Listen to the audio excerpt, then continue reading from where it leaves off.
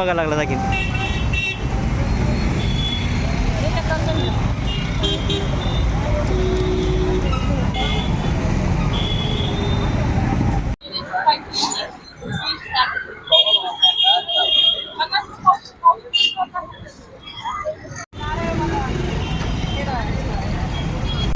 तिथून जागा तिथून दिसत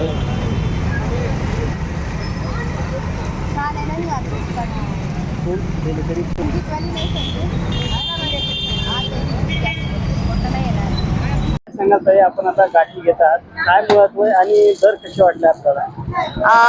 गाठी तर होळीचा सण महाराष्ट्रात सगळीकडे साजरा केला जातो. तर होळीला गाठी लागतेच आपल्याला. म्हणजे पुढे येणारा जो उन्हाळा असतो तर गाठीतली जी साखर असते त्याने शरीराला थोडा थंडावा मिळतो, म्हणून गाठी घालण्याची, लहान मुलांना गाठी घालण्याची पद्धत आहे आणि त्याच्यासाठी आपण गाठी खरेदी करत असतो. गाठीचे दर म्हणाल तर दरवर्षी सारखेच आहेत, फार काही फरक नाहीये आणि छान वाटलं गाठी खरेदी करून. माझं नाव स्वाती जोशी. मी ज्योती पिंपरकर. मी स्टेशन रोड वरून आली आहे खास गाठी खरेदीसाठी. आणि टीव्ही सेंटर एरिया आम्हाला पूर्वी जरी माहित होता तरी पण खरेदी करायसाठी नेहमी इथेच यायची इच्छा होते. छान असते इथल्या सगळे दुकानं आणि खरेदीचा माहोल मस्त वाटला. प्रत्येक सण टीव्ही सेंटरला येऊन खरोखर साजरा होतो असं वाटतं.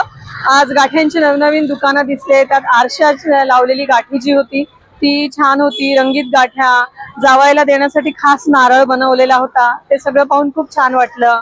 लहानपणी जे शेजारचे मुलं किंवा पाहुणे मुलं जे कधी होळीच्या दिवसात आपल्या घरी यायचे त्यांना आपण एक एक गाठी आठवणीने द्यायचो. तर ते कल्चर थोडंसं कुठेतरी कमी झाल्यासारखं वाटतं.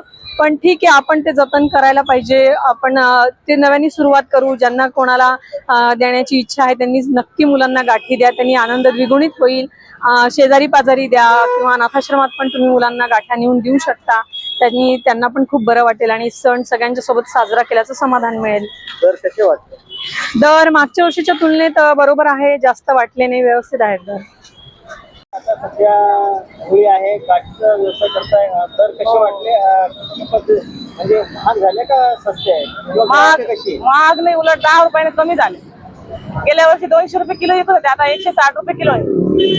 आणि 50 रुपये पावशेर विकत, 40 रुपये पावशेर विकतोय आता. मागणी चांगली आहे, गेल्या वर्षीपेक्षा चांगली मागणी.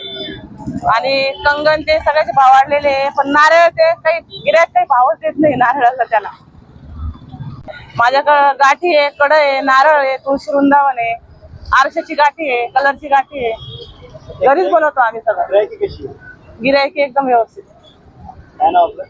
माझं सविता शिरदोशी.